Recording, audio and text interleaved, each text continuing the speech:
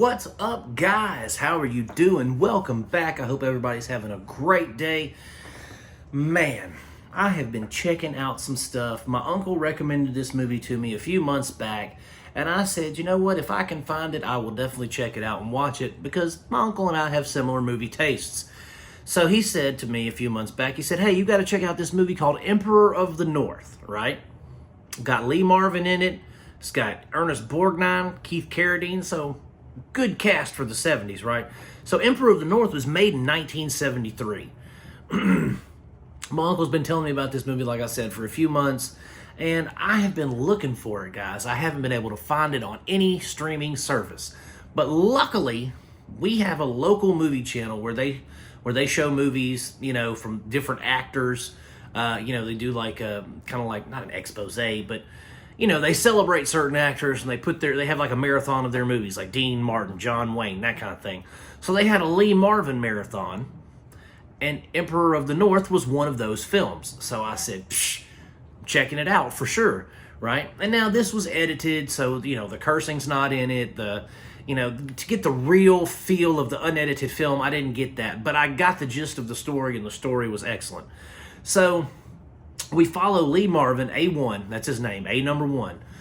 He's a drifter, hobo, he's a bum, right? And he basically drifts his way across the U.S. on trains, hopping in boxcars, and just, you know, going to where he's got to go. Well, there's this whole subculture of bumming, right? There's like shack towns and all this that he goes to and lives in. He meets this kid named Cigarette, right? I don't know why all of them have code names, but I guess that's just their way, right?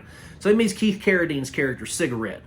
And they're on this train, and there's this one train that keeps coming by, and this like their main one that they hop on to get from place to place. And there's a guy on this train that's a real sadistic bastard named Shaq, and he's played by Ernest Borgnine, right? And so when he finds bums on his train, he beats them, hits them with hammers, throws them off the train while it's going fast, off of bridges while they're going. I mean, he's just a real scumbag. And Ernest Borgnine plays him so great that you want to hate that SOB. He is a piece of trash. But, so basically, Lee Marvin and Cigarette the whole film is about them basically trying to one-up Shaq. They'll hide under the train where he can't get to them, but he'll take like an anchor or something, or like a piece of metal and tie it to a rope and then throw it under the train where it's bouncing up and hitting them. It's like sadistic stuff like that really makes you dislike Borgnine's character.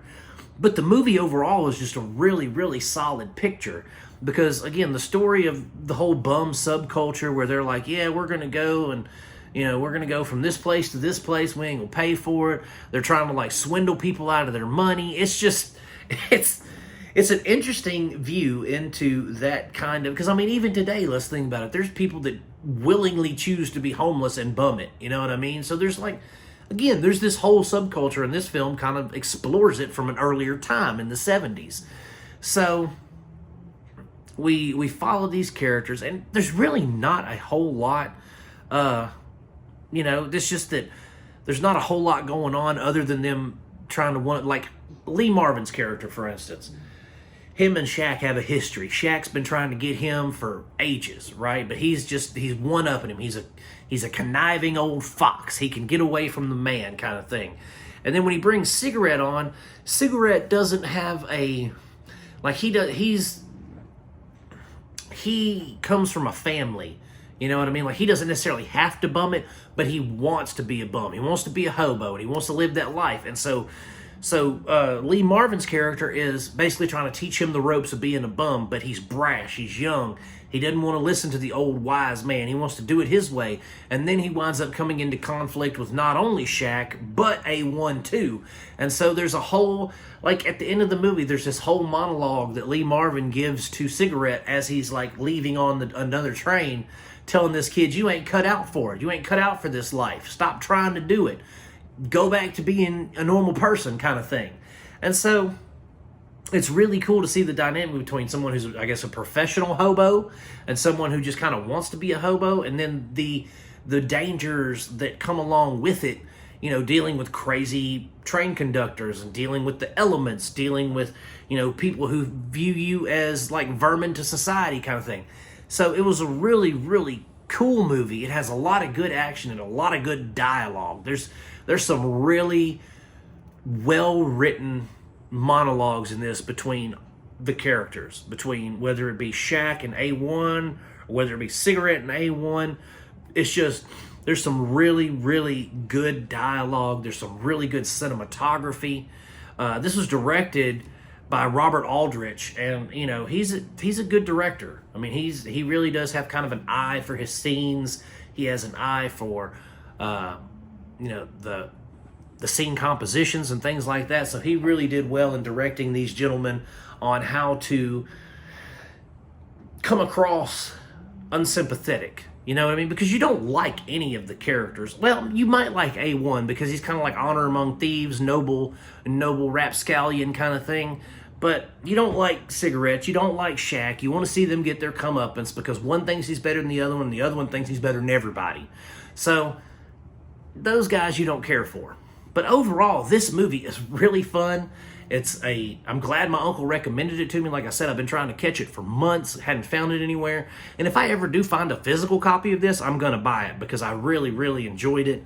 You know, again, good story, good acting, good writing, excellent cinematography. You guys should definitely check it out if you get a chance. If you find it anywhere, let me know. That way I can grab a hold of it too, because I'd love to watch it again. I don't know when or if it's going to come back on my local TV channels. But that's it for Emperor of the North, guys. It gets 3.5 out of 5 stars. It's a really good movie.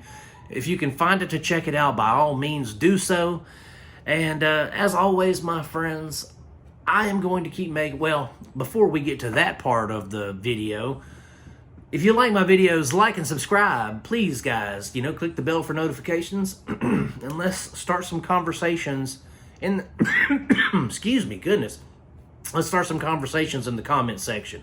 You know, if you've seen the movie, if you like the movie, you don't like the movie, whatever. Let's just have some conversations, guys. And as always, I'm going to keep making them as long as you guys keep watching them. God bless, and peace out, my friends.